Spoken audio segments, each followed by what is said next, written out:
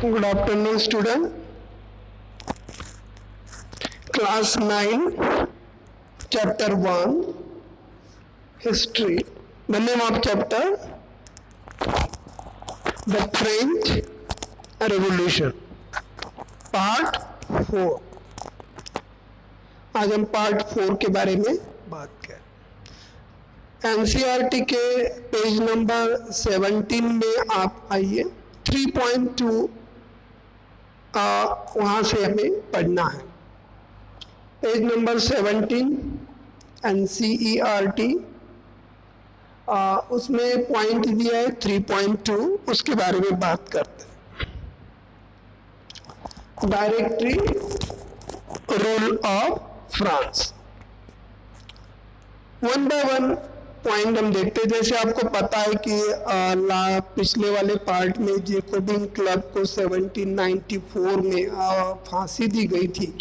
वहाँ के न्यायालय ने उनको दोषी करार दिया था और उन्हें फांसी का सजा सुनाई गई थी। उसके बाद जब जैकोबिन क्लब की गवर्नमेंट खत्म हुई रॉबेस्पियर मैक्सिमिलियन की, तब ये हुआ कि जो मिडिल क्लास था, जो पावरफुल, जो पैसे रखने वाला मिडिल क्लास था, the fall of Jacobin allowed to wealthier middle class to seize power, उनके पास सत्ता चली गई। A new constitution was introduced deny the vote non property section of society. जो नया 1791 में कॉन्स्टिट्यूशन बना था, उन सभी नागरिकों को वोट का अधिकार ही नहीं था। उन्हें एक्टिव पैसिव सिटीजन में रखा गया और जो सैलरी, जो पैसे कमाने वाले लोग थे, उन्हीं को राइट मिला था। और इस संविधान की जो चुनी हुई विधान परिषद का प्रावधान था कि इन्हें 5 सदस्य वाली कार्यपालिका नियुक्त किया जाए। मतलब क्या होता है, ये हमेशा एग्जाम में क्वेश्चन आता है ना। A new constitution was introduced which denied the vote non-property sector, तो बता चुका हूँ। It provided two elected legislative assembly, जो 2 चुनी गई विधान परिषदों का जो एक प्रावधान था। Then the appointment directory, executive made of 5 members, it made of safeguard against the concentration of power is made one man executive under Jacobin. However, the director of clashes the legislature council with a sort of dismiss them. Jacobin club में जो 1 person विधायिका थी, उस विधायिका को बचाने की कोशिश की गई, लेकिन जो 5 सदस्य वाला डायरेक्टरी था, 5 मेंबर्स वाले जो डायरेक्टरी थे, उन दोनों में काफी झगड़ा हुआ। अब ये हमेशा का झगड़ा चलता रहा। इससे हुआ क्या कि विधान परिषद होता होता विधान परिषद बर्खास्त करने की चेष्टा करते हैं। मतलब जब झगड़ा होता था तो विधान परिषद को पूरी तरह से बर्खास्त करने की न्यायालय में डिमांड की जाती थी। इस जो 2 तरह का झगड़ा फ्रांस में चला, एक डायरेक्टरी जो 5 सदस्य वाली कमेटी और एक जैकोबिन क्लब 1 सदस्य वाली कमेटी, इन दोनों में काफी इंटरनल फाइट हुई, झगड़ा हुआ। इन झगड़ा से फ्रांस की जो पॉलिटिकल सिचुएशन थी वो डामाडोल हुई। इसका लाभ नेपोलियन बोनापार्ट ने उठाया। इसका लाभ किसने उठाया? The political instability direct power the way of the military dictator Napoleon Bonaparte ने उठाए। So those all these changes in the form of government, the ideal of freedom, equality before the law, fraternity remain inspired ideal of motivated political movement and the France is the rest of Europe during the following century. जो सरकार की आगे आने वाली जो पॉलिसियां थी, जब नेपोलियन का मार्ग उन्होंने प्रसिद्ध कर दिया, उसी समय फ्रीडम, समानता, फर्टर्निटी, इन मूल्यों को, फ्रांस के इन मूल्यों को बाकी देशों की जो नेशनल मूवमेंट थी, उस मूवमेंट को उन्होंने क्या कर दिया, मोबिलाइज कर दिया, प्रेरित कर दिया, इंस्पायर कर दिया गया. And the France and rest of Europe during the following century, this political movement is motivated. The fraternity is a remaining inspired deal that motivated political movement in France and rest of Europe during the following century. ये दूसरे देशों को जो national movement चली उनके लिए काफी फायदेमंद साबित हुआ. Did women have revolution? क्या महिलाओं ने भी अपनी लेवल पर अपने अधिकार पाने के लिए स्ट्रगल किया था? पॉइंट नंबर 4 है आपके बुक का, पेज नंबर 18 पे आइए. उन सभी चीजों को आपको समझ में आएगा क्या चीजें हैं. महिलाओं शुरू से ही फ्रांसीसी समाज में इतना अहम परिवर्तन लाने वाली गतिविधि की सक्रिय रूप से शामिल थी. From the very beginning, the women were active participants in the event that brought about so important changes in France society. France society में जो महिलाएं थी काफी एक्टिव थी. They hoped their involvement would be pressure the revolutionary government and introduce a measure to improve their lives. जब उन्हें उम्मीद थी कि उनकी भागीदारी से सरकार उनके जीवन में कुछ इम्प्रूव लाने के लिए कोशिश करेगी, the government, the pressurized the revolutionary government to introduce measure improve their life. जीवन उसका शुरू हो. तीसरी, ये जो महिलाएं थी तीसरी स्टेट से बिलोंग करती थी. फ्रांस में 3 स्टेट थे, फर्स्ट, सेकंड, थर्ड स्टेट. इसमें महिलाएं थर्ड स्टेट में आती थी. The work, the seamstresses or laundress, salt, flour, fruit, vegetable, market or employ domestic servant in your house of requirement. महिलाएं क्या करती थी? सिलाई बुनाई का काम, कपड़े धुलाई का काम करती थी, बाजार में फूल फल सब्जियां बेचती थी या संपन्न नगरों में काम करती थी. वहां की बहुत सारी महिलाएं अदर वर्क भी करती थी, या अधिकांश महिलाओं के पास पढ़ाई लिखाई के कोई मौके नहीं थे. ये भी एक बहुत बड़ी बात है. डोमेस्टिक सर्वेंट, हाउस होल्ड और भी महिलाओं के जो अधिकार थे. Most of women have access to not education and job training, उनको कोई खास नहीं मिला था. More only daughters of noble of weathering में third state would be convert. जो खासकर ऊंचे खानदानों की जो महिलाएं थी उनको ही पढ़ने लिखने का अधिकार था. बाकी लोगों को तो कोई महिलाएं पढ़ती ही नहीं थी. धनी परिवार जो कॉन्वेंट में, इसके बाद वो शादी कर सकती. कामकाजी महिलाओं को अपने जो काम करती थी, लेबरस महिलाएं थी, वर्किंग वुमन थी, उनको अपने घर में जो care for their family, their cook, the fetch water and queue up the bread and look after the children, उनको घर की देखभाल भी करनी थी, खाना पकाना था, पाव रोटी लाना था, बच्चों को भी देखना था. और लेकिन उसकी जो मजदूरी थी वो मेल के कंपैरिजन में क्या थी? कम थी. They were wages lower than those of men. In order to discuss and voice their interests, women, they started their own political club and newspaper. About 16 women club came in the different France cities. महिलाओं ने अपने हित की बात करने के लिए, महिलाओं ने अपने अधिकार की बात करने के लिए डिस्कशन करना शुरू कर दिया था. उन्होंने राजनीतिक क्लब भी खोले. ऐसे टोटल 60 क्लब फ्रांस में बने.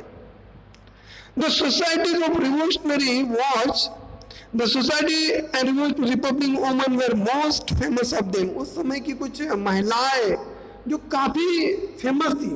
The Society of Revolutionary and Republic Women, ये एक क्लब था. उस क्लब का नाम था The Society of Revolutionary and Republican Women, where most of famous them. One of their activity described the person represented in the famous of them. वहां के खासकर जो महिलाएं थी वो पुरुषों के समान राजनीतिक अधिकार पाना चाहती थी। और जब 1791 का कॉन्स्टिट्यूशन आया तब इन महिलाओं की निराशा काफी बढ़ी। उनको लगता था कि अब इस कॉन्स्टिट्यूशन में उन्हें निष्क्रिय मतलब पैसिव सिटीजन बनाया गया जिसमें वोट का राइट नहीं था। प्रारंभिक कुछ सालों में महिलाओं ने अपने अधिकार के लिए काफी स्ट्रगल किया।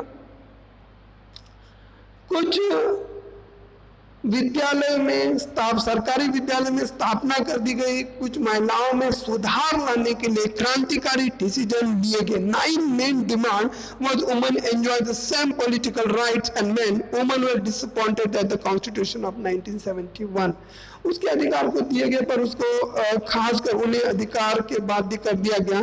कुछ रिवोल्यूशनरी ने उसे Earlier, the revolutionary government did introduce the help of lies women. उन्होंने क्या कर दिया? Together the creation of state school.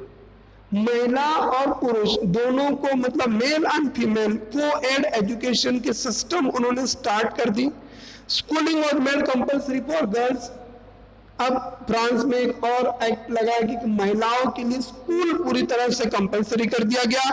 The father could not no longer force to into the marriage against their will. और महिलाओं को ये अधिकार दिए गए कि अब कोई भी पेरेंट उनको उनके मन मर्जी से लड़कियों को शादी के लिए प्रपोज नहीं कर सकता। वो अपने मन मर्जी से अपने जीवन साथी को चॉइस कर सकती थी। मतलब the father could not no longer force to into the marriage against their will. उनकी इच्छा के व्यतिरिक्त उनकी शादी नहीं करा जा सकती थी। उन्हें अपने साथी का चॉइस करने का पूरा अधिकार मिला। Marriage was made to contract into the freely and register under civil law. उन्हें कानूनी तलाक जो तलाक और कानूनी रूप से दिया गया और मेल एंड फीमेल दोनों को ही अर्जी देने का अधिकार दिया गया। अब महिलाएं व्यावसायिक प्रशिक्षण ले सकती थी। उनको जो लीगली एजुकेशन था वो लेने के लिए पूरी तरह से परमिटेड कर दिया गया। महिलाओं को डाइवोर्स का राइट दिया गया। मेल एंड फीमेल दोनों को भी राइट दिया गया। और महिलाओं को कोई भी शादी के लिए फोर्स नहीं कर सकता था। उनके मन मर्जी से वो कैंडिडेट चॉइस कर सकती थी। अगर उनको जो हस्बैंड है वो अच्छा नहीं लगे तो उसको सीधा वो डाइवोर्स भी दे सकती थी। ये अधिकार उनको मिले थे।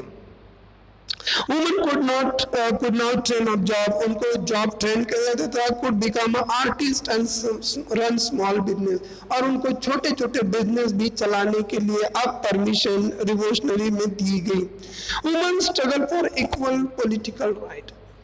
फिर भी महिलाओं का राजनीतिक अधिकार के लिए स्ट्रगल जारी रहा। The women's struggle was equal political right, however, continued during the reign of terror. The new government issued laws ordering closing of women club. जब महिलाओं का स्ट्रगल इतना तेज था और इससे वहां की राजनीतिक पार्टियां काफी घबरा गई तो उन्होंने क्या कर दिया कि उसके जो महिलाओं के 60 क्लब बने थे उसको बंद कर दिया गया, उसको बैन कर दिया। फिर भी महिलाओं ने कुछ महिलाओं को गिरफ्तारियां की गई, कुछ महिलाओं को जेल में डाल दिया गया, कुछ महिलाओं को फांसी पर चढ़ाया गया। फिर भी महिलाओं का आंदोलन कभी खत्म नहीं हुआ। मतलब एग्जीक्यूटेड का मतलब फांसी देना। However, during reign of terror, women club उसको banning political activities, many prominent women were arrested and the number of executed. बहुत सारी महिलाओं को फांसी भी दी गई।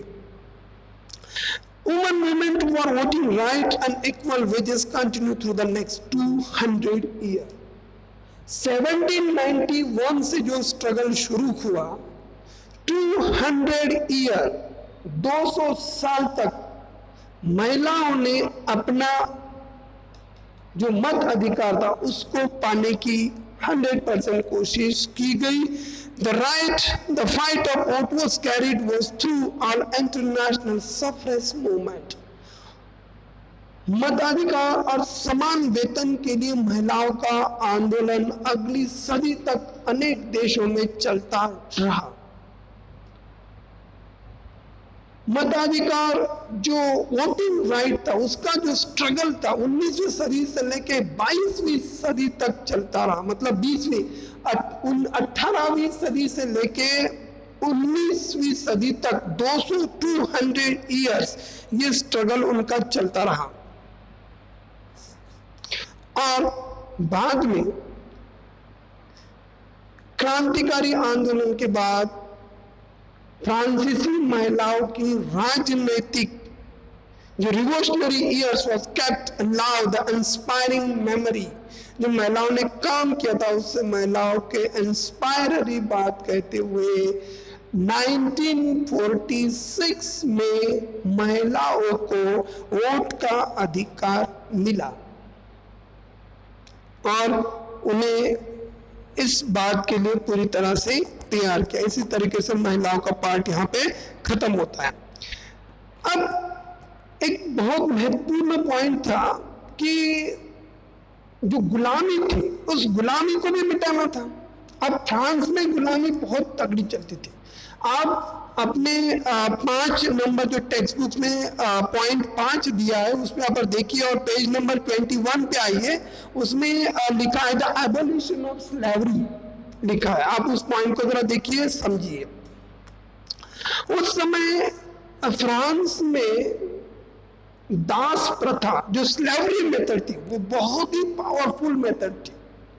And one of the most slavery is a reform the Jacobin resigned the additions abolition of slavery in France colony, the colonies। ये एक सामाजिक इम्प्रूवमेंट बहुत बड़ा था। फ्रांस उस दास प्रथा का जो निर्मूलन किया गया, एबोलिशन ऑफ स्लेवरी मेथड को नष्ट कर दिया गया, सामाजिक इम्प्रूवमेंट में आता है, सोशल रिफॉर्म में आता है। एंड ये एक बहुत बड़ी बात थी। लेकिन ये दास प्रथा शुरू कहाँ से हुई ये भी तो मालूम होना चाहिए। एक कैरिबियन उपनिवेश जो मार्टिनी, गॉन्डलेट, सैन डोमिंगो, ये 3 कंट्री थी अफ्रीका की। कैरिबियन उपनिवेश में मार्टिनिक, गॉन्डलो एंड डोमिंगो। अब इसमें 3 प्रोडक्ट लिए जाते थे। कौन से? Important is word tobacco, Indigo, sugar and coffee. 4 तरह के प्रोडक्ट लिए जाते थे। टोबैको, इंडिगो मतलब ब्लू कलर, जो हमारे शर्ट में जो ब्लू कलर लगा होता है उसका वो कलर रहता है, वो उसका प्रोडक्शन, शुगर और कॉफी। अब ये जो बागान थे उसमें काम करने के लिए हजारों मजदूर की जरूरत थी। Supply of commodities is tobacco, but the reluctant of European go to the distant and unfair land means of shortest labor of plantation। अब हुआ क्या था? अब ये तो सारे यूरोपियन लोगों के बागान थे। अब इस यूरोपियन बागान में काम करने के लिए लेबर जो चाहिए थे, वहां पे यूरोपियन लोगों ने, जो व्हाइट लोग थे, उन्होंने पूरी तरह से मना कर दिया, हम काम नहीं करेंगे। अब बागान मालिकों के पास क्या ऑप्शन था? जब लोग अपने ही काम नहीं कर रहे तो फिर उन्हें लेबर की बहुत सख्त जरूरत थी। तो उन्होंने क्या कर दिया कि अफ्रीका और अमेरिका के बीच में एक ट्रायंगल ट्रेड ऑफ स्लेवरी बनाया गया। ट्रायंगल मतलब ये distance Africa and America was trade between the 17th century। France merchants sell from the port of Bordeaux। ये बॉर्डेक्स नाम का प्लेस है, से वहाँ के सरदार जो थे, स्थानिक सरदार थे, वो दास खरीदते थे। वहाँ के लोग, रहने वाले लोगों को एक दास के रूप में, लेबर के रूप में खरीदते थे। बार्दे या नांते एक बंदरगाह है फ्रांस का, वहां पे अफ्रीका तट पर जहाज ले जाते थे, बंदर से जहाज निकलते थे और अफ्रीका तट पर लेके जाते थे। वहां के जो स्थानीय सरदार थे अफ्रीका के, वहां के लोगों से बात करके वो दासों को खरीदते थे, परचेज करते थे। फिर उन दासों को जो नाम थे unbound coast of their brought of slave their local chieftain नाम दिया। चिप्टेन का मतलब क्या होता है? स्थानीय सरदार जो वहां के रहने वाले थे, कबीले के मालिक।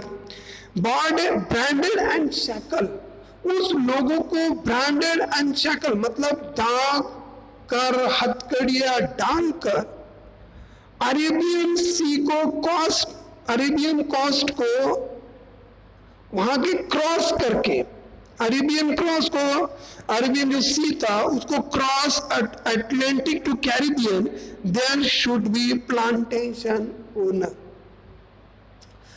उन्हें एक लंबी यात्रा के लिए जहाज में भर भर के ठूस के भरा जाता था। The ship forward the month of long voyage across Atlantic, और वो इतना लंबा सफर तय करके बागान मालिकों को बेचते थे। और इन्हीं के बलबूते पर द एक्सप्लोशंस और स्लेव लेबर तो possible to growing demand of European market, sugar, coffee and indigo. इन्हीं के बलबूते पर, इन्हीं के मेहनत के बलबूते पर जो यूरोप में बढ़ती मांग थी उसको उन्होंने पूरा करने की कोशिश की गई। और ये दास प्रथा फ्रांस में 18वीं शताब्दी तक बहुत तेजी के साथ फल फूल रही थी, फ्लरिश हो रही थी। The first citizen of Bordeaux Nantes own the economical prosperity of the flourishing slave trade. और नानते बंदरगाह जो था, बांदे और नानते जैसे दो बंदरगाह जहां से मजदूरों का लेन देन होता था, दास लोगों को खरीदते थे, खरीद फरोख्त की बिक्री बहुत तेजी के साथ चली। तो क्या इस स्लेवरी मेथड को किसी ने बंद करने का प्रयास किया था? ऑब्वियसली किया था। Throughout the 18th century was not a little criticism slavery of France। 18वीं शताब्दी तक तो किसी ने अपोज नहीं किया था, लेकिन बाद में नेशनल असेंबली जो फ्रांस की थी उसमें लंबी बहस हुई। The national assembly head long debate along the whether man should be extended to all French subjects including those of colonized। बहुत लंबी बहस के बाद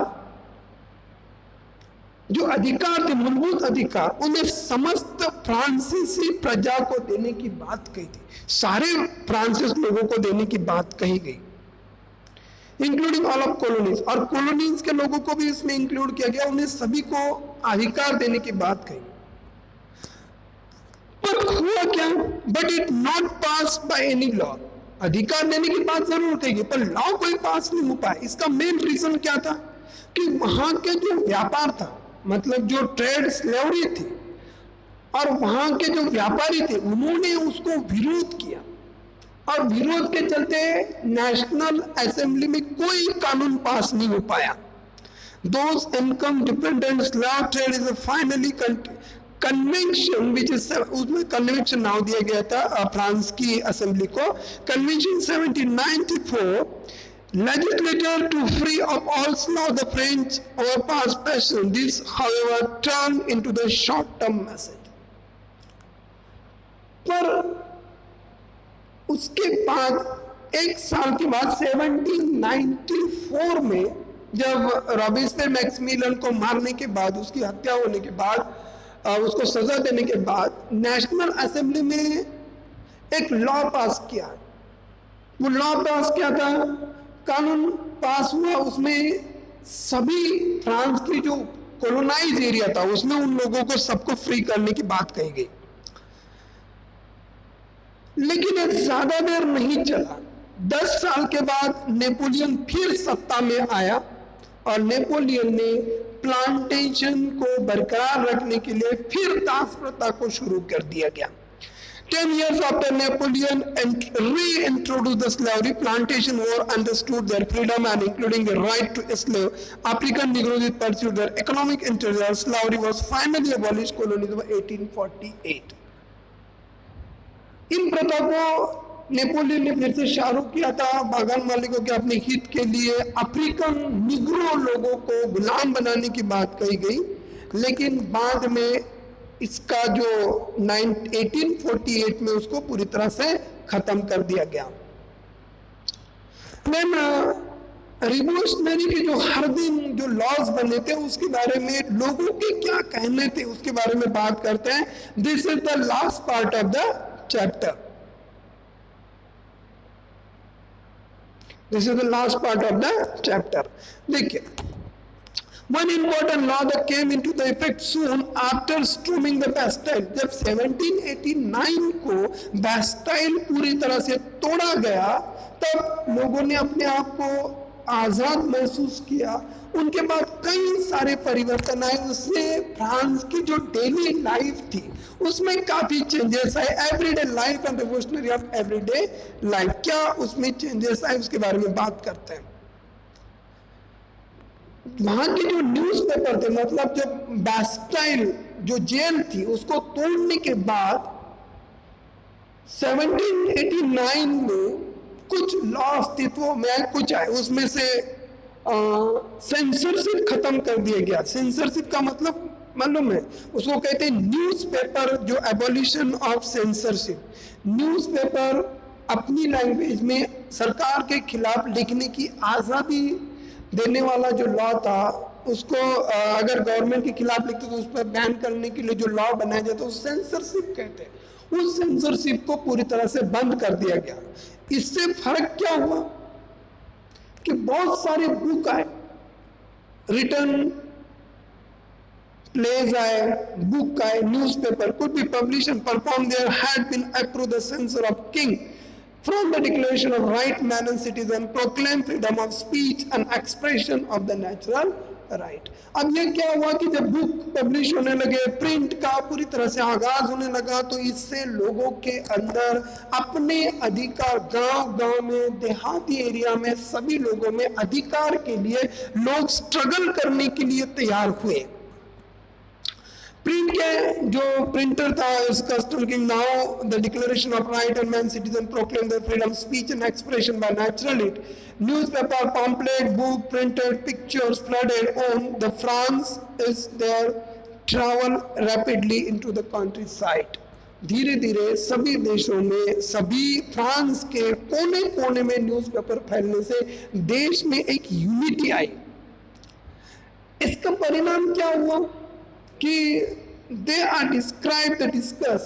अब वो लोग क्या करने लगे, एक दूसरे से डिस्कस करने लगे, पॉइंट को समझने लगे, और खासकर जब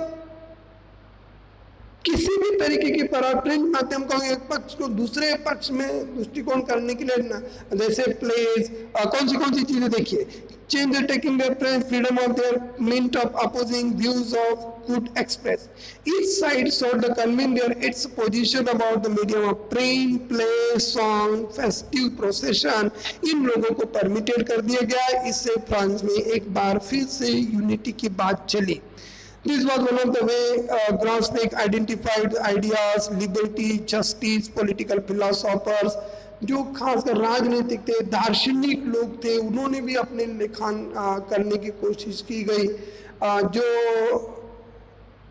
क्लर्गी, नोबिलिटी लोग थे, जो पैसे उनके सबसे ज़्यादा अमीर लोग थे, उनकी भी प्रॉपर्टी जब्त करके देश की प्रॉपर्टी में जमा करने की बात करेंगे। उसमें आपको पिक्चर आपको दिखाया दिया होगा, पिक्चर नंबर 15 जो दिया गया, उसमें आप देख सकते हो कि जो मोटा सा आदमी खड़ा है उसको एक ऐसे मशीन में डाल के उसको छोटा कर दिया गया। मतलब ये हुआ कि उसकी जो प्रॉपर्टी थी वो पूरी तरह से छीन के उसको नॉर्मल सिटीजन के रूप में एडमिट कर दिया गया। This is the picture of saying. तो this is the overall chapter. और अगर हम कंक्लूजन की बात करते हैं तो अपने बुक में एक कंक्लूजन दिया हुआ है, इस कंक्लूजन को आप देखिए और समझिए। 1804 में नेपोलियन बोनापार्ट जब फ्रांस का सम्राट घोषित कर दिया गया था, बन गया था, he set out of the conquer neighboring European countries, displacing dynasties and cheating kingdom to place the member of family. Napoleon saw the role of modernizing in Europe. पुराने राजवंश को हटाकर नए साम्राज्य बनाए और उसे बागडोर अपने खानदान के लोगों के हाथ में सौंप दी।